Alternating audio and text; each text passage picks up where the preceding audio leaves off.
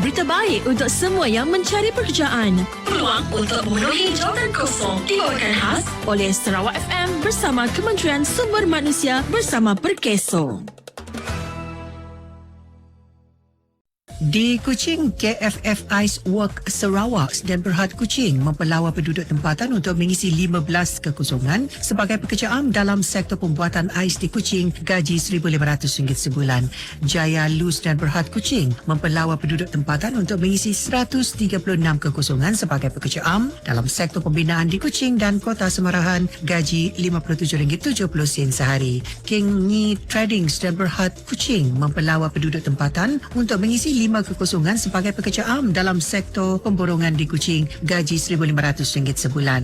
Win Trips dan Berhad Kuching mempelawa penduduk tempatan untuk mengisi pelbagai kekosongan dalam sektor peladangan kelapa sawit di Sirian, gaji RM58 sehari dan RM1,700 sebulan. Ho Guan Scaffolding and Tradings dan Berhad Kuching mempelawa penduduk tempatan untuk mengisi 20 kekosongan sebagai pekerja am dalam sektor pembuatan di Kuching, gaji RM1,500 sebulan. Mina Z Enterprise Kuching mempelawa penduduk tempatan untuk mengisi 10 kekosongan sebagai pekerja am dalam sektor pembuatan dan pemprosesan ayam di Kuching, gaji RM1,500 sebulan. Haplung Enterprise dan Berhad Kuching mempelawa penduduk tempatan untuk mengisi 10 kekosongan sebagai pekerja am dalam sektor pembinaan di Kuching, gaji RM1,500 sebulan. Zaaba Royalty Enterprise Kuching mempelawa penduduk tempatan untuk mengisi pelbagai kekosongan dalam sektor perkhidmatan di Kuching, gaji RM1,500 hingga RM1,600 sebulan. Jawatan kosong di Miri, Top Horticulture dan Berhad Miri mempelawa penduduk tempatan untuk mengisi 50 kekosongan sebagai pekerja am dalam sektor perkhidmatan landscape di Miri, gaji RM1,500 sebulan. SOP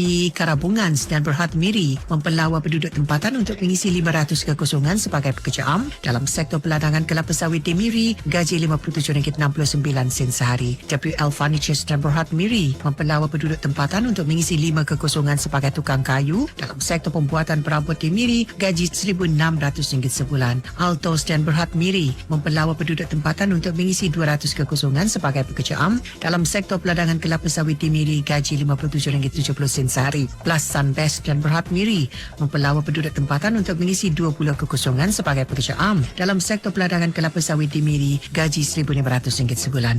SSD Bot Builders dan Berhad Miri mempelawa penduduk tempatan untuk mengisi 65 kekosongan sebagai pekerja am dalam sektor pembuatan kapal di Miri, gaji RM57.70 sehari. Multimac Engineering dan Berhad Miri mempelawa penduduk tempatan untuk mengisi 2 kekosongan sebagai pengimpal dalam sektor pembuatan komponen fabrikasi di Miri, gaji RM1,800 sebulan. Bumi Jati Bersatu dan Berhad Miri mempelawa penduduk tempatan untuk mengisi 6 kekosongan sebagai pekerja am dalam sektor kontraktor umum di Miri, gaji RM1,500 sebulan. JSA Borneo Logistik Miri mempelawa penduduk tempatan untuk mengisi pelbagai kekosongan dalam sektor perkhidmatan di Miri, gaji RM1,500 hingga RM1,700 sebulan. Shenyang Laminate Boards dan Berhad Miri mempelawa penduduk tempatan untuk mengisi 50 kekosongan sebagai pekerja am dalam sektor pembuatan veneer di Miri, gaji RM57.69 sehari. Shenyang Laminate Boards dan Berhad Miri mempelawa penduduk tempatan untuk mengisi 50 kekosongan sebagai pengendali mesin dalam sektor pembuatan di Miri, gaji RM61.53 sehari. Dimension Concepts dan Berhad Miri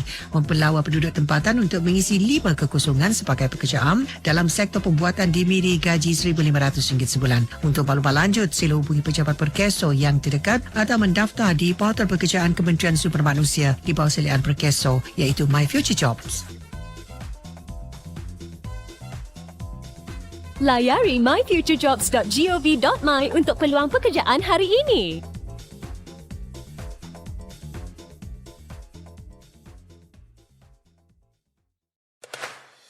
Berita baik untuk semua yang mencari pekerjaan. Peluang untuk memenuhi jawatan kosong dibawakan khas oleh Sarawak FM bersama Kementerian Sumber Manusia bersama Perkeso.